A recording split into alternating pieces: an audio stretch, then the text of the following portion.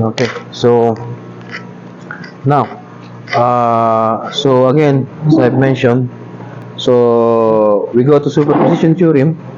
Okay, so I think you have discussed these things in your theory.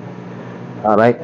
Now, I'll just show you the formulas that you need to use. Okay. So after the measurements, all right, after you did the measurements or you do the measurements, then you have your numbers.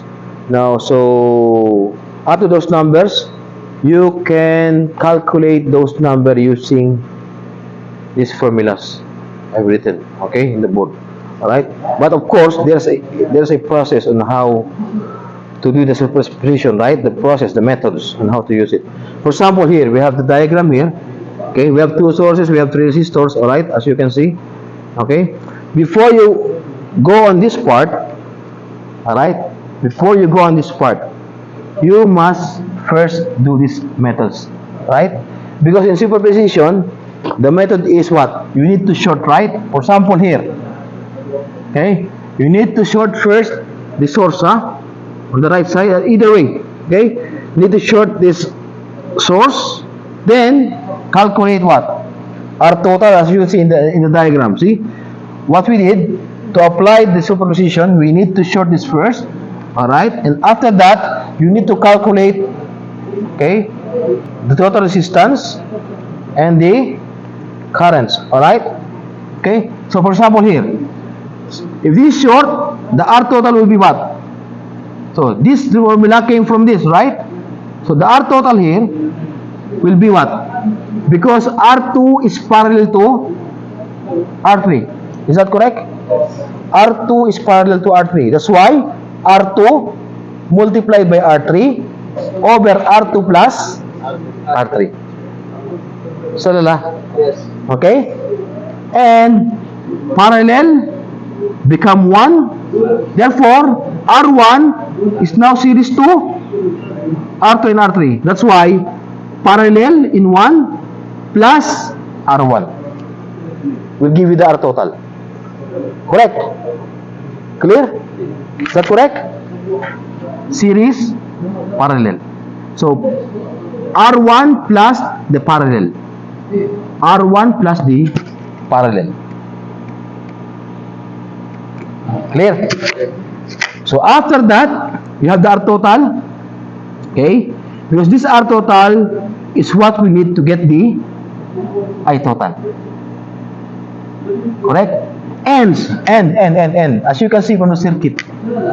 If you have a source here, your I total is just equal to this one. So, this is also equal to I total from the source. Correct? Okay? That's why I total is also equal to I1.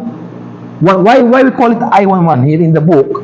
We call it I11 means current 1 in reference to voltage 1.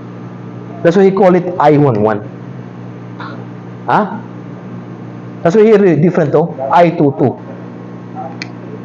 Because here, see, I11 or the I total I11 means the current 1 or I1 in respect to voltage 1. That's why I call it I11. Alright? Okay?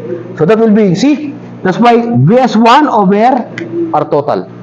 So once you get the I total, okay, we have VS1, we have R total already here from here, right? So you can get I total. You can calculate, or that is equal to I11, as you can see from the diagram.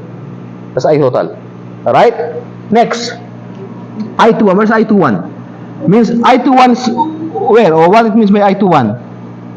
The current 2 in respect to voltage 1. That's why we call it I21. The current, this one.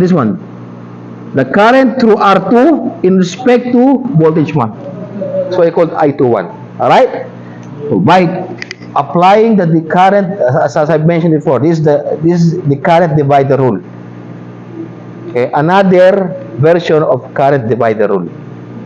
Not this general version. This is another version. but it will come the same number.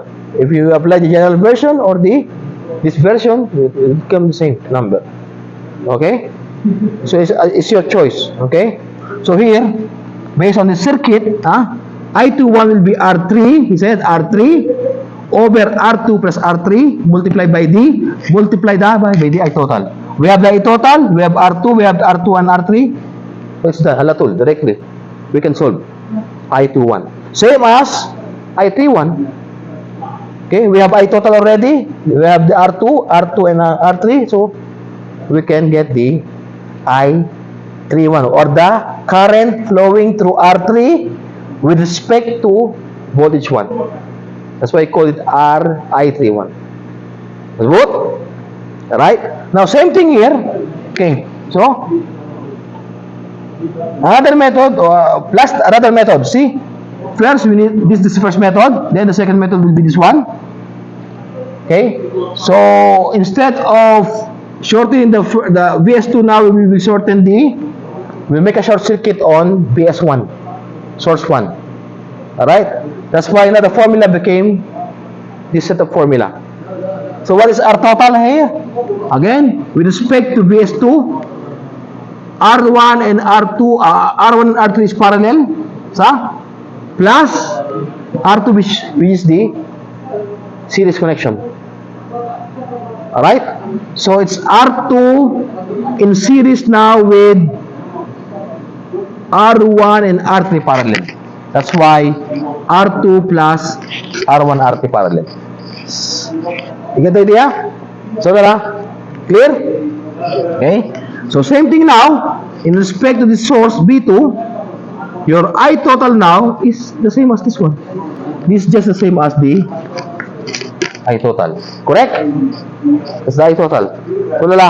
So I total, which is equal to I22, based on the circuit, will be equal to BS2, which is the source, over the R total. We have the source, we have the R total, so we can get the I total. Same thing. And the rest, same thing, I12. So the current through I1 with respect to source voltage 2. I12, we call it I12. Okay, that's R3 over R1 plus R3 multiplied by I total. Current divider rule, again, directly. Alright? Same with I32. Oh, sorry, is this I32? This I12, yes, and I32, yeah, that's right, I32. So, I32, here. Okay, so R1 over R1 plus R3 multiplied by the I2 will give you I32.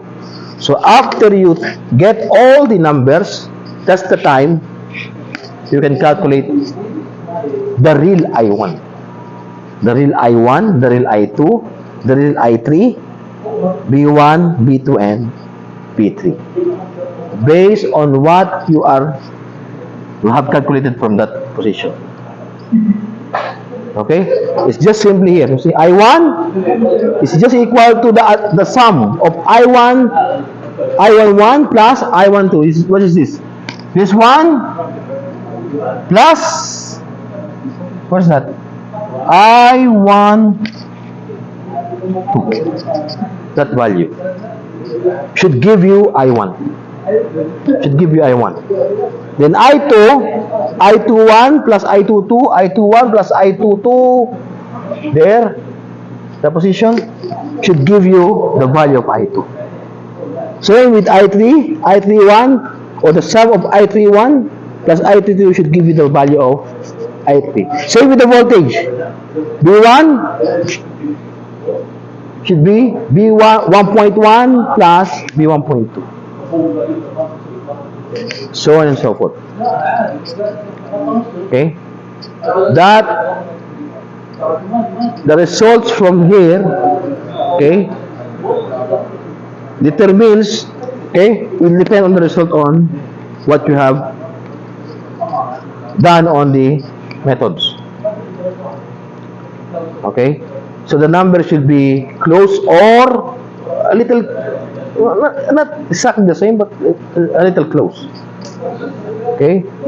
So it means that when you make the circuit, you first, okay, when you make the circuit, you can proceed with this one other tool directly, no problem. You can measure I2, cut here, measure currents, huh?